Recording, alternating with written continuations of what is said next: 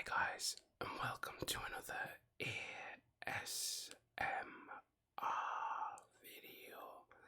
Today I thought we might discuss a bit about dealing with difficult people from the Emotional Intelligence set of books from Harvard Press, and I actually picked this up on my recent trip to Cyprus, and reading it on the flight, I found that actually a lot of what is said in here, even though it's meant to be about work and being human at work, so to speak, that in actuality, a lot of what's said in here in this book is applicable. That's a good ASMR word. Applicable.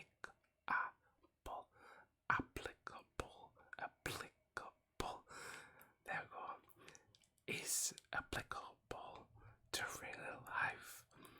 And what I mean by that is, not just in professional circumstances, but familial or friendship circumstances as well, or even just with people that you might encounter socially.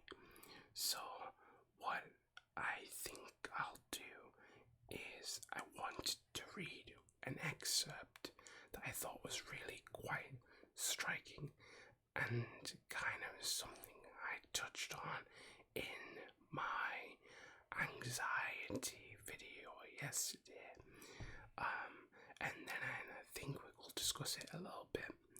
So, well, that's nice. Oh, nothing like a turn of a page.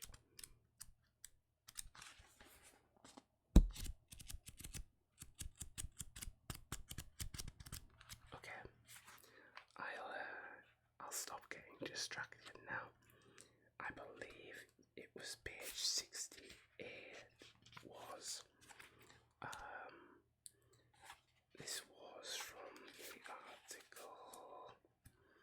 This is how to deal with a mean colleague, and I think that's just general for like everyday life anyway, how to deal with people, mean people.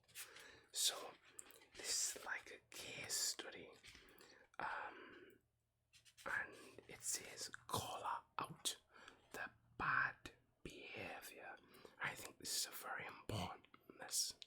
I think a lot of people shy away from telling people that they're doing something wrong. I know I have, even today, for example. So let's get into this and then we can discuss it. Christine Johnson was excited about her new role as deputy editor at a San Francisco based media company. The position had just been created, so she will be managing a team of existing staff, and everyone welcomed her except for one person, Terry. What I didn't know, and I learned later, was that he wanted the role and was angry that he didn't get it, she says. Oh gosh, I nearly missed a word there. During her first weeks on the job, Terry was aggressive. I was constantly fending off little attacks from him, she remembers. He kept asking her, oh gosh, I'm missing words again. He kept asking her how she wanted to supervise their work, what processes she wanted to put in place, how she should interact about his projects. Looking back, changed the name there, didn't they? Yeah, that's weird.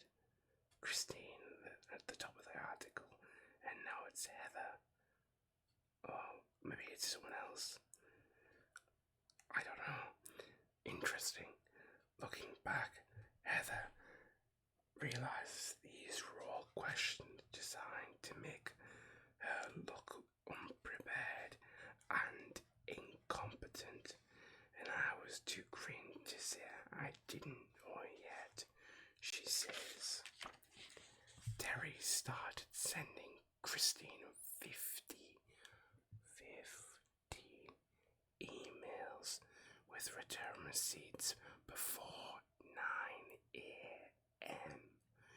when they hadn't been responded to by 11 a.m. He would start emailing her to ask if she'd seen his emails. He was constantly badgering me. I actually considered quitting. I didn't feel like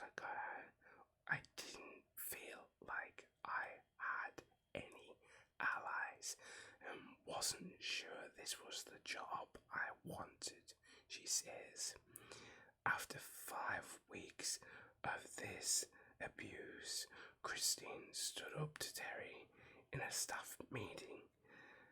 He kept asking me questions over and over, and I just lost my cool, she says. She snapped at Terry and said, I'm sick of you asking me so many unnecessary questions. Can you please stop? Terry backed down. Christine was embarrassed by her behavior, but later, when she was in her office, people began stopping by to thank her for standing up to Terry. Once I had a small amount of reinforcement from my peers. I knew I could take him on, she says. And once he saw that she wasn't willing to take his abuse, he stood down. It got better and we were cordial, but it was an awful start, she says. So, that's the end of the case study. And I suppose what I take from that is that, yeah, you should stand up for yourself at every given moment that you can. But pick your battles and pick how you fight your battles too. I don't think in this scenario Christine was in the right either. There's a way to deal with people. There's a way you can talk to people, and even if they are difficult, resolve the situation. Now, they might not resolve it in their head, but if you've tackled the issue and they then persist, that's something you can actually do something about in a work environment especially. But how do I put this? If need be, and you address things properly and nothing changes, then cut them out in personal life. And this is me saying that a small diff should turn into getting rid of someone. But if someone is harassing you and causing you issues and making you feel like you should quit your job, then something should be done. But also just like in life as well, people think that because there's not a policing force, so to speak, for bullying or gossiping or being cruel, that it's okay, and it's not. Everyone has that in them, of course. Everyone gossips, even if they pretend not to. We all know it happens, and let's not shy away from that per to say, but let's understand where that comes from and try to be better. But what I'm trying to say is Terry was in the wrong for making someone feel that they had to lash out to deal with a problem, but at the same moment, there was better ways to handle that, both professionally and socially. If this was an issue outside of work, you can address the issue by talking it through more succinctly. I just hit the book off the desk.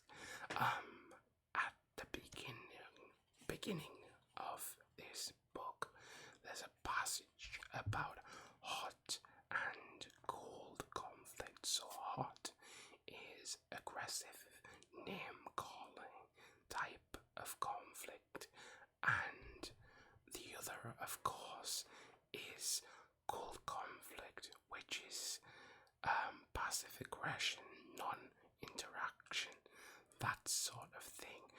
And arguably, what Christine has done has worked, yes, but it might not have, and could have escalated and caused more problems for more people. So, what I suppose I'm saying is, be mindful of conflict, stand up for yourself, tackle things head on, but don't do it in a way that either burns bridges, if there is a bridge to save, or doesn't make you, how do I put it, doesn't let you show your best qualities too, because conflict can turn into a playground, a child's playground, fighting. He did this, so I did that. You need to rise above that in conflict and actually go, okay, he did that. How can I respond in a way that deals with the issue, but also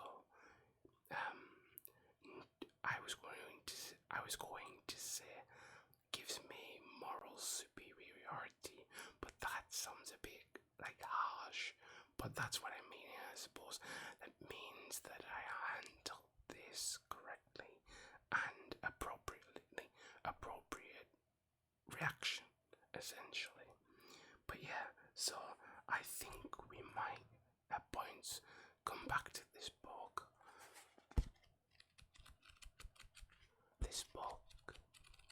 Because I think it's got some really nice, interesting things to say, and I really like discussing these types of issues.